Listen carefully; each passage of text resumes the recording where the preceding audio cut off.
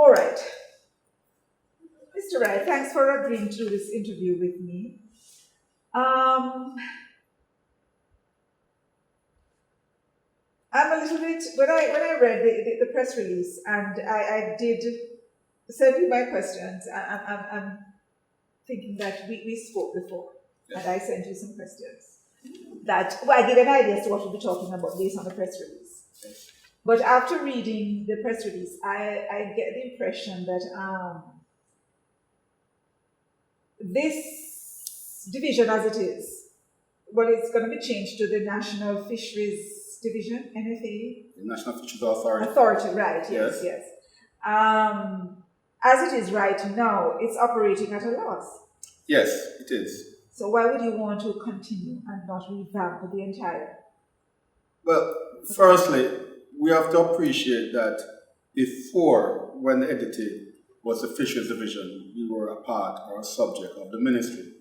So understandably, we did not have sufficient personnel to focus primarily on our gas stations, because the gas stations is a part of a number of responsibilities that the entity had. Mm-hmm. So in fact, we didn't have one particular person whose sole focus is to manage the gas stations. It was a part of someone's responsibility.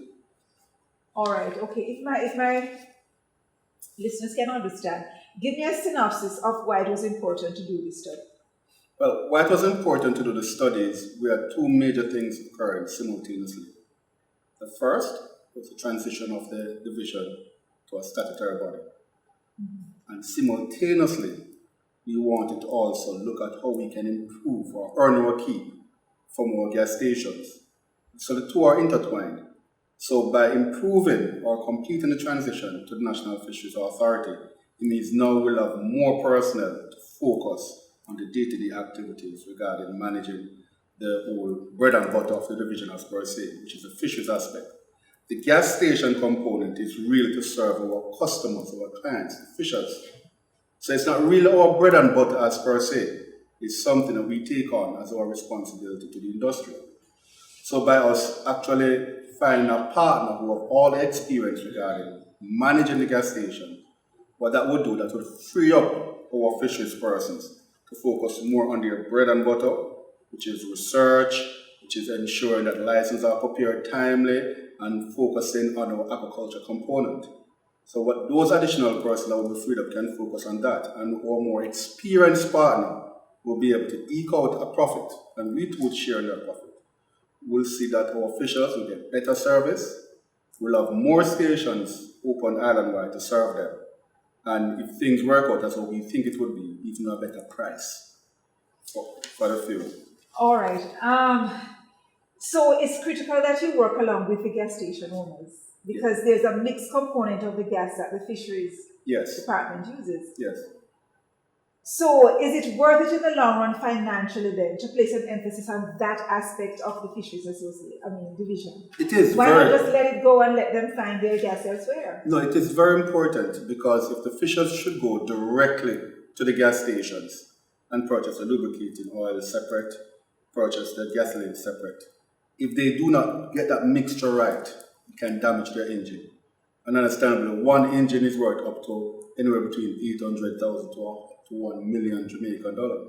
So you really want to have the product mixed by a professional, but this particular component is critical to the whole industry actually operating, because if the fishers don't get the gas timely and at a reasonable cost, then it will mean that you won't be able to get your fish. So it's all interconnected. Yeah. But that particular component of it, the gasoline station, is an area that, although it's important, it's not something that sufficient expertise reside in the fisheries division or personnel to properly manage that particular component of the fisheries. All right. Between you and I, though, you have some fishermen who are mixing this gasoline. They're not going to the gas station. They buy the components and then mix it themselves. And rarely do I hear of their engines blowing up. How often does that happen? Well, you may recall, and I'm happy you brought that up, that approximately 4 to 5 months ago, there was a big splash in the media with respect to our station in Olago Bay. It was being alleged that the fisherman had purchased the fuel from us. But on doing the proper checks, getting a sample from that fisherman gas at the time, we realized that the source of that fuel wasn't from our station. So what it shows is that although the vast majority of the fishers may be able to do it, that small percentage that get that mixture wrong, it can be very expensive to that particular fisher. So the ideal situation is whereby you want it to be mixed properly by the experts and for them to even get it at a better price.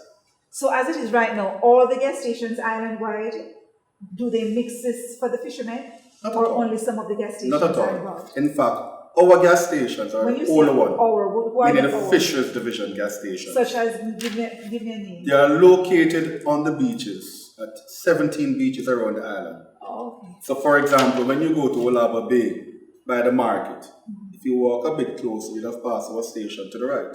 When you go to Port Royal to purchase your fish by Gloria's, right by where the police station is, Okay, I get you. our gas station is right there. So it means that the Port Royal fisherman would now have to go all the way to either airport or Harbourview to get his gas, vis-a-vis, just walking with his containers in his hand and go to a gas station. So we serve a very important purpose, not only for convenience and price, but also to ensure the mixture is correct. All right, so you're saying of the 22, only 15 are operational. 15 of your gas stations are operational. Yes. The other 7 that are not operating at the moment. How is that impacting the fishermen in those areas? It's really impacting them adversely. So why haven't you tried to get them up and running? It is difficult. It's difficult primarily because the circumstances under which they were closed. So, for instance, our station that's located in St. Anthony, that was closed as a consequence of Hurricane Gilbert, where it was severely damaged. The station in Savalanamar was damaged as a consequence of a fire that originated within the community. All right, stick up in. I get where you're going. You're going to tell me now, how the other 5 were damaged, etc., etc. But whose responsibility is it to get these stations up and running? The ministry's responsibility. Yes, primarily because at the time we're under the ministry. But what we have to realize is that our fishers are mobile. So there are opportunities whereby when they're coming in from sea, they may pass our gas station, which is in Falmouth, and they will top up there. So there are other flexibilities. Some would transport their fuel containers up to the nearest fishery station nearby. But what we have realized is that the vast majority of them in St. Anthony have actually gone to the gas stations and just mix it themselves. Right. Because, I'm saying to myself, why should I be spending my taxpayer dollars to, mix gas for these fishermen when they can get it elsewhere? It seems like it's a courtesy. You're giving the fishermen. It's not important. It's important it comes up to you because the price of your fish goes up. Boy, it has been going up whether or not them get mixed gas or them get good So gas. you will find that the fishers our clients who purchase fish in St. Anne's, you'll find the price of their fish maybe $100 more because the fisher is trying to compensate for that additional price. Whereas you look at if you should go to White House, you realize the price for fish there is much cheaper because it's go right there at the beach. So where it shows up and why we as customers, Jamaicans, should care is that the price of the fish goes up based on the fact the gas station isn't there. I tend to disagree with you though because, as I said, whether or not the gas station is operational, the fishermen are going to hike the price. So frankly, going forward, I would expect that you would, in transitioning to becoming a statutory body, yes. I would expect you to put less emphasis on that aspect of it and have the fishermen go about and get their gas elsewhere like everybody else. And that's what came out in the research, which is the primary reason why we're here.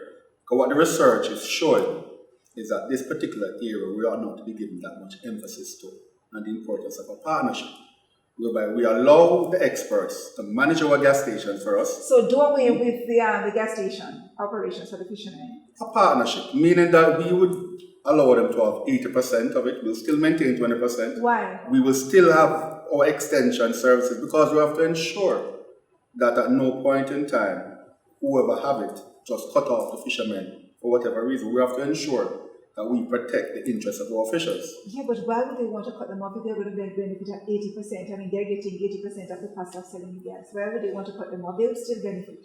Yes, but you don't want to divorce yourself completely from that process. You want to ensure that you have a say. Well, have a regulatory process. Have a regulatory, effect on it, but not necessarily to ensure that the gas stations are operational. Have someone else manage those gas stations, not the ministry. Well, we appreciate that Cut down on the recommendation that you have provided. We will look at it and we will make note of it because we are open to recommendation because it's an early stage of the process and we're open to good recommendation, as like the one you have just provided a while ago. So we will look at it. But our intent is to separate ourselves, don't have to be focusing that much on the gas station operations, Or not at all. but still equal a profit from it whilst maintaining the quality. How much does that profit impact the ministry? I mean, the ministry is getting money from various other areas. Why the emphasis on holding on to this? Is somebody benefiting under the table? No one is benefiting on the table.